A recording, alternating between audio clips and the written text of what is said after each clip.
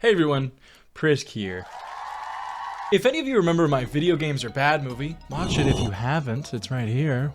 Wow, it's right here. I mentioned how not all games need a movie about them, right? And the reverse of that is very much true. Everyone knows that movies spawn games all the time, and a lot of the times they're pretty good, like Hogwarts Legacy, that Killer Clowns game, the Friday the 13th game. There's a lot of Dead by Daylight clones for some reason, but that's besides the point. If a movie does well, the company knows that people will probably buy a game from it, so they make the game. The most egregious example I can bring up is the 1982 classic E.T., the extraterrestrial for the Atari. Everyone knows E.T., the weird little finger alien guy, you know, the bike over the moon. Everybody knows what I'm talking about. I don't want to touch on this one too long because there's a million videos on why E.T. was a terrible game, so it's not my place. I didn't even own an Atari. The first one I do want to mention, and the one that really got me to make this video, is I don't know, maybe I lived under a rock or like a little door in my wall when I was younger, but I had no idea that a Coraline game existed. This movie has really always had a special place in my heart as one of the first horror movies my parents ever showed me. I know it's not technically a horror movie like Incantation or anything like that, but when you're 6 years old and it's the first real like horror movie you've watched, it's pretty scary. And I mean, I also did have a little door in my room growing up, which my mom would sometimes come in and be like, oh, if you don't eat your vegetables, the other mother's gonna get you and she's gonna take you away, which, thinking about it now, is not cool, Mom. That's not cool at all. But Coraline, for those of you who don't know, is a 2009 stop-motion masterpiece by the great Tim Burton. It's not Tim Burton? Sorry, it's by Henry Selick, who is not Tim Burton. A lot of people apparently assume that Tim Burton made this movie because it's stop-motion horror movie, but it's actually Henry Selick, so give him his credit. Anyways, the movie is about a little girl, Coraline, who moves with her parents to like a really shitty place nobody wants to live. I think it's like Seattle or Portland, I don't know. But you know, she leaves her old life behind, moves to this really beautiful old Victorian house with these weird neighbors. You know, from the get-go, we notice that her parents aren't really too fond of her. They just kind of think she's annoying and tell her to go away a lot. So she starts exploring the house on her own. Eventually, she finds this door to another dimension where her parents actually like her. Yada yada. Mom turns into an evil bug woman in the other dimension. She has to escape. That's the end of the movie. You guys know the movie. We're here for the game, right? The game, also released in 2009, which the wiki says it came out before the movie by about a month, but I don't really believe that because why would they do that? So, whatever. Anyways, the game follows practically the same story as the movie, so let's just jump into it. Also, quick caveat, if you're wondering how I play these games, I used a variety of emulators that if you want to ask more about, you can join my Discord in the link in the description. Whoa. The story of the game itself is pretty much a one-to-one of the movie, so if you've seen the movie, you'll understand the plot of the game. We play as Coraline as we just moved into the house, and just like the movie, we get some backstory on our boring parents who write like a forest blog or some shit. I don't know. They just kind of hate us, and we complain to them that we're bored because we don't want to unpack anymore. We're like a 10-year-old girl. We're bored. The mom tells us to go away and go bother our dad, so we go up to our dad, and he tells us to go find 7 blue objects around the house, which, you know, tutorial mission, whatever. Pretty basic. No.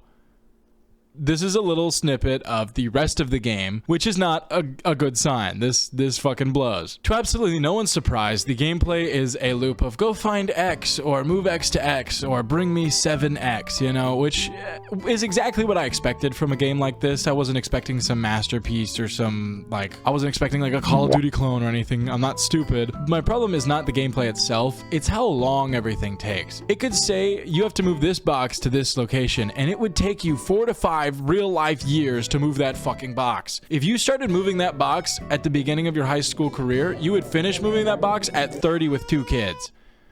And that is not an exaggeration. The cutscenes are fine, right? They make sense. It's a story game. I would be confused if there were no cutscenes in it. I'm really just complaining about the actual gameplay feeling. Also, these weird little victory cutscenes that they have at the end of beating a minigame. I don't know why these are here. They really don't do anything, but whatever. A lot of what I'm seeing is a very real thing that happens on modern Steam games, which you can see in things like Garten of Banban, where they like to just arbitrarily increase how long minigames and shit take so you take longer to beat the game, so they can keep your money if you play the game for more than 2 hours. Which is what I thought they were doing here, until I remembered that this game is from 2009 for the PS2, which the only place you could refund this game is like GameStop, and I don't think they care if you played for 2 or 3 hours. The game, from a movie fan's perspective, is pretty well done. It has a very Silent Hill, Resident Evil kind of camera angle that I think really lends itself to the atmosphere. The music is pretty good, and you get to see everything from the movie. So if your desire is to play a Coraline movie, it does a pretty okay job, I guess. It's still not fun. The best way to describe this game is honestly just a slower, less detailed version of the movie, which is not to say it's bad by any means. I wouldn't say it's terrible. I wouldn't tell you you're stupid if you were playing it. It's very serviceable, but it is just really slow, pretty monotonous, and its biggest flaw is really just that it's boring. We keep trudging through the house and head to meet Mr. Babinski, the weird Russian dude on the 3rd floor, the one with the mice and the circus, and he gives us a slingshot, which is where I learned the importance of using a controller on emulated games, because good God, can you not control that slingshot with a keyboard? Anyways, with using our newfound godly powers of the controller, we gather these apples with the slingshot, bring them down to the ladies downstairs, and they start telling us about themselves. They ask us to play a game. They want us to play a game of Go Fish. It shouldn't be too bad, right? I was stuck here for 40 fucking minutes. When I tell you those motherfuckers were cheating, I am being dead serious. Those grandmas were cheating. Every time I pulled a 2, they'd be like, got any 2s? And I did, because I pulled a 2. They knew every single time. I don't know how you even cheat at Go Fish, but whatever it was, they were doing it. I swear to God, I was stuck here for 40 minutes just trying to beat them. This recording is like 2 days after I beat the game. I am still angry thinking about it. That's how bad it was. Anyways, eventually we beat them, and they tell us to go to the well. So we head there, we meet Wybie, who's a character from the movie if you've somehow never seen the movie. And every once in a while, like here, they use cutscenes from the movie itself, which I think is actually really cool. I really like that they do that. Obviously, if you're playing the game, you're going to be a fan of the movie.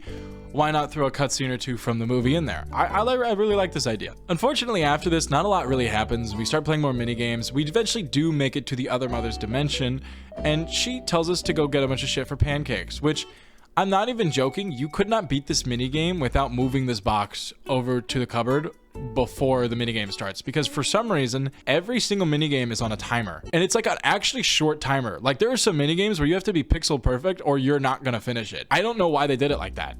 After she makes us these delicious pancakes, we go over to our father and we're like, hey man, the pancakes are ready. And he's like, okay, I'm coming. Which for some reason his voice sounds like they spliced together a bunch of audio from the main father. Don't you worry.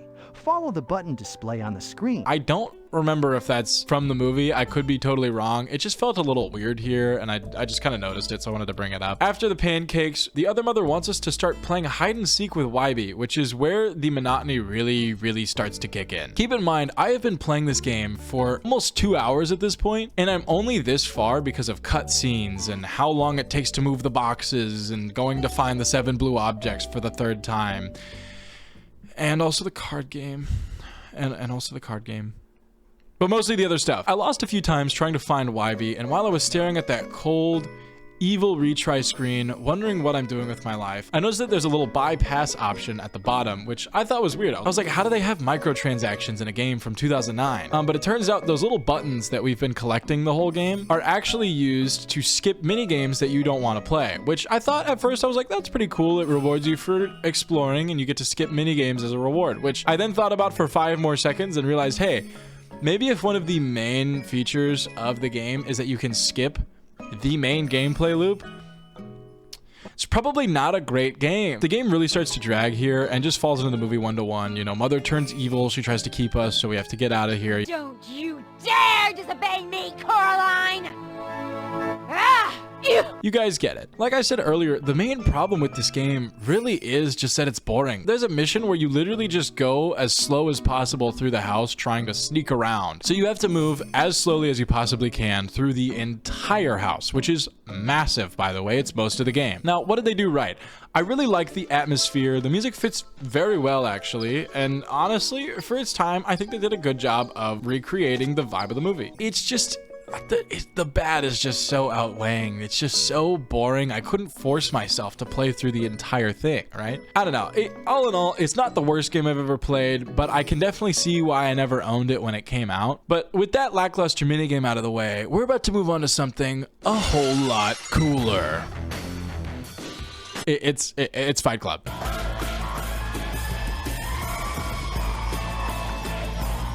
Fight Club the movie is an absolute classic that released in 1999 that needs hopefully no introduction. If you haven't seen the movie, you've heard at least 20 middle-aged people walk up to you and go, "First rule about Fight Club is you don't talk about Fight Club, champ," while you're at like a birthday party or something. Anyways, spark notes of the movie if you haven't seen it. Insane guy starts a fight club. He starts also selling soap, but that's a whole nother plot line we're not gonna go down. And he starts going through this, starts slowly realizing that the dude that started the fight club with him that he's been trying to track down is actually him because he's an insomniac with split personality disorder. And he realizes that because that's him, that also means he's the one that's trying to blow up all these credit card buildings to start the new world order. Pretty cool stuff. There's a million videos about Fight Club if you want to learn more about the movie. It's a pretty good movie, but we're here for the game. Fight Club the game, released in 2004, is, as Reddit user Shadow Templar 91 would say, the definition of hot butt.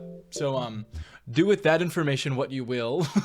The game is pretty similar to like Tekken or something like that if it was made by an insomniac with split personality disorder. Like in the movie Fight. There is a story mode, but it has nothing to do with the movie, and it's kind of just like a self-insert of you joining Fight Club because your girlfriend broke up with you. You know, it's just like, I don't know. Anyways, we load into the basement as our self-titled protagonist, and they just throw you straight in. No tutorial, no nothing. It's just, hey, you see that guy over there? Go beat the shit out of him. The controls are relatively simple. They also had a little box when you make your character that lets you choose between brawler, martial artist, or grappler. As far as I can tell and from what I researched, it doesn't do anything. I didn't notice a difference. I didn't notice anybody else punching me any different. I didn't notice any sick-ass kung fu moves. That would have been pretty sweet, but no, it's just punching people. Also, little caveat, the recorded session is mostly on a keyboard. I did also try my controller for a few parts. I didn't really notice any difference, so I just stuck with the keyboard because it was easier. A lot of online reviews also mentioned that the controls are really clunky, so it doesn't really matter if I was on a keyboard or a controller or a PS2 controller on my PS2 over there. It just kind of sucked. We beat this guy's ass and we're introduced to the main gameplay loop, which is beat up some random dude, get a really loud still framed cutscene, rinse and repeat. The opening and ending cutscenes are the only animated ones, leaving us with these still frame animations for the rest of the game, which it kind of feels like I'm watching a TF2 edit from like 2012. Considering the game was released in 2004 though, I guess that kind of means it's ahead of the time. I don't know. There's no way animation could have been that much more expensive though. We fight a few more people and we work our way up the ranks of the Fight Club. My first complaint really is how clunky it feels. Like I mentioned earlier, the movement is really sporadic and the input just doesn't make any sense. Also, as far as I can tell, the block button does nothing. In the settings, there's an auto block feature. It tells you there's a block button. I tried it on keyboard, controller. I tried looking it up. I don't think the block button does anything. I don't know. I kind of just ended up punching and praying that I would win and not have to block anything because I couldn't. And I guess it kind of worked. I did beat the game. So the overarching story from what we can gather is that our character, who I lovingly referred to as Munger because I didn't know what to type, lost everything after his girlfriend broke up with him and decided to join the Fight Club. That's our whole backstory. I really don't get it. I really don't. That's like making a Batman Arkham Asylum game and then the whole game we play as the Penguin. Like I don't really see, it's in the same universe, but it's not the same story at all. The only thing that really ties this game to the movie is that we're working our way up the ranks of the Fight Club. We're not Tyler. We don't get to play as Tyler. We don't get to be him. We don't, you know, it's just like, it's a different story. It's kind of like a look at what the grunts in the ring experienced, I guess.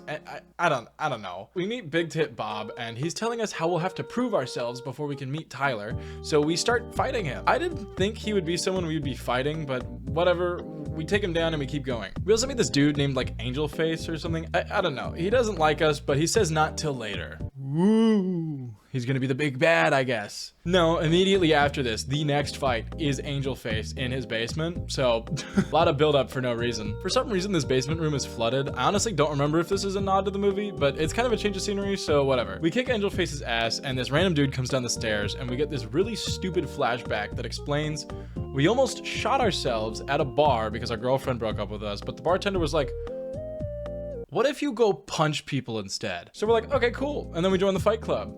Our backstory isn't even worth an animated cutscene. The dude on the stairs tells us to fly to Chicago to like fix up the place, I guess. I don't know. We beat up this random dude and after winning, we're into Project Mayhem. Project Mayhem. Which is the thing where Tyler blows up the build.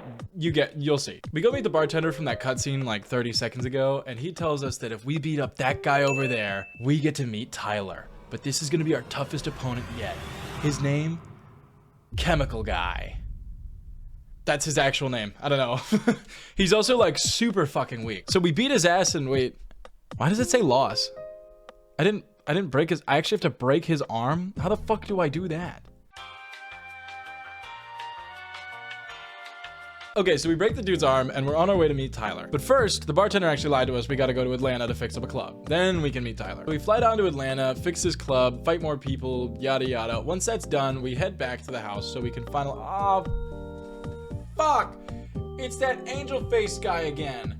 We beat his ass for like the 4th time now, and our guys are like, yeah, we're doing it for Tyler. And I'm just sitting here like, you have no idea what this guy even wants, or really who he is. Most of the people are like, he's elusive, we've never met him. I'm like, then why am I working for him? Anyways, we go down to Jekyll and Hyde Street, get it? To go find Tyler, and on our way, we run into this basement guy again, and he's like, oh, why are you helping Tyler? He's nuts. And we get this cutscene, which is fucking hilarious. Shut the fuck up, you little fucking pansy. I don't even have words, man. Surely animation was not that much more expensive that this is what they went with. Anyways, we beat up Jack, and in this cutscene, after beating him, we start to realize that Jack was actually Tyler all along.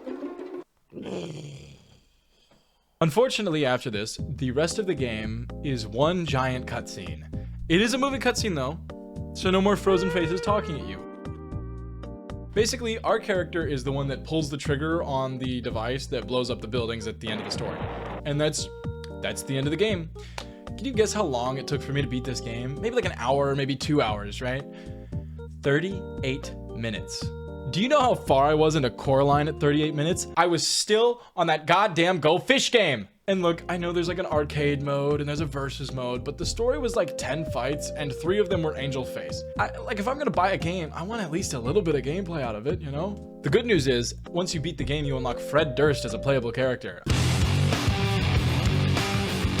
I'm not joking. Apparently in Fred Durst's contracts, if you use his music in your game, you have to put him in as a character, which, to be honest, is pretty sweet. I don't know. All in all, my biggest complaint about this game really was the clunkiness. Emulator aside, it felt so gross to play, like Tekken, but somebody came into your room and broke 3 of your fingers and then was like, all right, go play the game now. It was a serviceable game, but as that one Reddit guy said, it is the definition of hot butt. I have to agree with him. He was dead on. Okay, so that was a game that I have now played. And look, those have both been pretty bad. Not the worst thing I've ever played, but they're pretty high up there. Fight Club was weird and clunky, and Coraline was just boring as fuck. But the next one, I don't understand why it exists. I really don't. I'm just gonna let you try and guess this movie.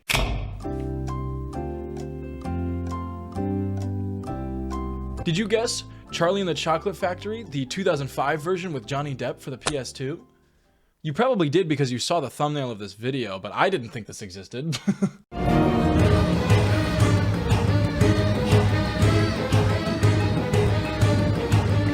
So yeah, the next one is Charlie and the Chocolate Factory. Not the one with Gene Wilder that everybody hails as a masterpiece, but the remake in 2005 with Johnny Depp that I will vehemently defend is the better movie. I am not saying that for nostalgia reasons. There is no bias here. This is the better movie, objectively. Everyone knows the story of Charlie and the Chocolate Factory, right? This really poor kid finds the golden ticket and gets to go see the mysterious chocolate man. Whoa. Gets to tour the mysterious chocolate factory owner Willy Wonka's chocolate factory. He goes in, gets up to some crazy candy-themed hijinks, meets some little tribal guys that Willy Wonka definitely did not kidnap and force into slave labor at his factory, and he ends up moving his family in and running the place after the other 5 kids get kicked out and he's deemed the least bad. Which, thinking about it now, is a really weird movie. All in all, it's a fun family movie, you know, everybody knows it, most people like it, that one lady turns into a blueberry. It's a good time. What is not a good time, however, is the game. It just blows. Charlie and the Chocolate Factory, released in 2005 on the same day or a few days later, depending on where you live, largely follows a similar plot. We play as Charlie and we have to save the factory from some meddling kids and some fucking robots for some reason. I'm not sure, but come with me. I'm not doing that. Just play the game. Just roll the game. We start off with a one-to-one recreation of the movie. You know, we get Charlie, we get the grandpa, we get the factory, and we also get this really weird narrator. He kind of sounds like he's got chocolate in his mouth the whole time, and is having a really hard time swallowing it. This is the story of an ordinary little boy named Charlie Bucket.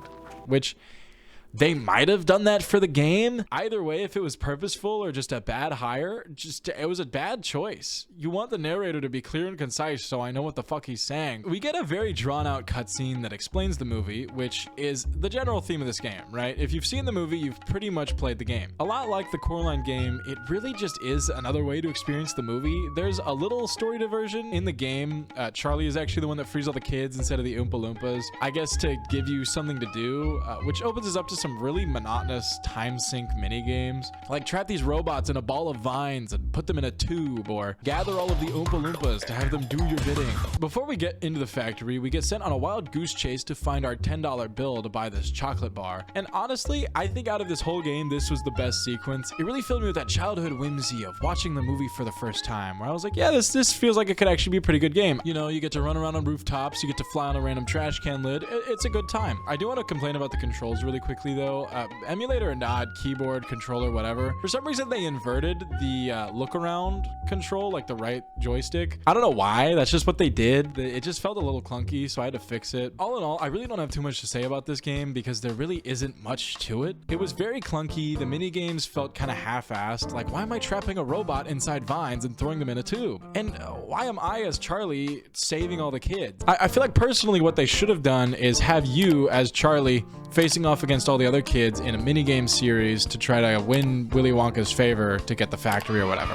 Anything else would have made more sense to the movie, but whatever. It was definitely the least memorable out of the three. Like, I didn't even finish this one, not because it was clunky or pissing me off. It was just boring. I just got so bored I couldn't keep playing it. It does have really funny box art though, which is cool. Anyways, with that clunky time sink out of the way, we've reached the end of my little journey into the world of bad movie video games. Obviously, there's a ton more, like 3 Megamind games that I just didn't even want to get into because I didn't want to fall down that rabbit hole. I love all of these movies, and if you liked these games, I have no ill will towards you. You can like whatever games you want. I personally didn't like any of these, but that's just me. At the end of the day, these games entertained me, and that's all I can really ask out of a game, especially one of these calibers. If you like any of these games because of nostalgia, you know, you grew up on it, which I probably would have liked these more if I grew up on these. My favorite game growing up was Ant Bully for the Wii. Does anybody remember that movie? Because I don't know why I just admitted that. But anyways, that's all the time I have here. Fan art is on the screen now. It's going to be here and here. Whoa. If you want your fan art on screen, make sure to join the Discord. You can post it there or send it to me on any platform. You know, you can just message me. Make sure to like and subscribe if you liked the content. I also stream on Twitch. I've also got a second channel now for highlight VODs. Whoa, things are getting pretty crazy. That being said, my name is Prisk. That's a really cool drawing of Reggie that my girlfriend did on a vinyl. Shout out my girlfriend.